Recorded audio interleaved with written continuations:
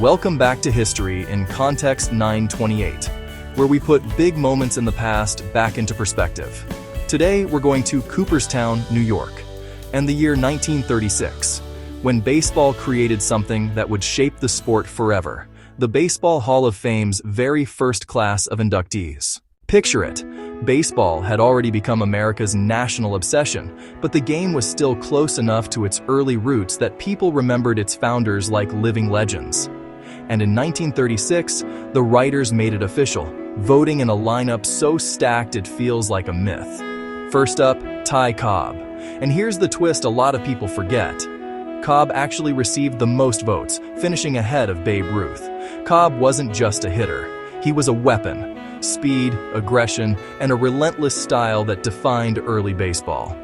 He won batting titles like they were routine, and he set a standard for what it meant to dominate the dead ball era. Then there's Babe Ruth, the name that changed sports culture. Ruth didn't just hit home runs, he made the home run the main event. He helped pull baseball into a new age, turning power into spectacle and making the Yankees a symbol of a modern, booming America. Next, Honus Wagner, the Flying Dutchman. An all-around superstar, defense, hitting, base running, the kind of player you build a franchise around today. And yes, this is also the guy tied to the most famous baseball card on earth. On the mound, you get Christy Mathewson, a gentleman ace with pinpoint control and a reputation as clean as his mechanics.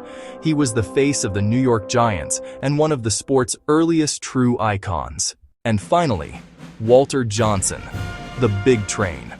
Pure velocity, intimidating presence, and dominance for the Washington Senators in an era when pitching was survival. What's so fascinating about this first Hall of Fame class is what it says about baseball in 1936. The sport was already looking backward, building a mythology, choosing not just great players, but the foundations of its identity. If you liked this quick dive into baseball history, hit like, subscribe, and tell me in the comments.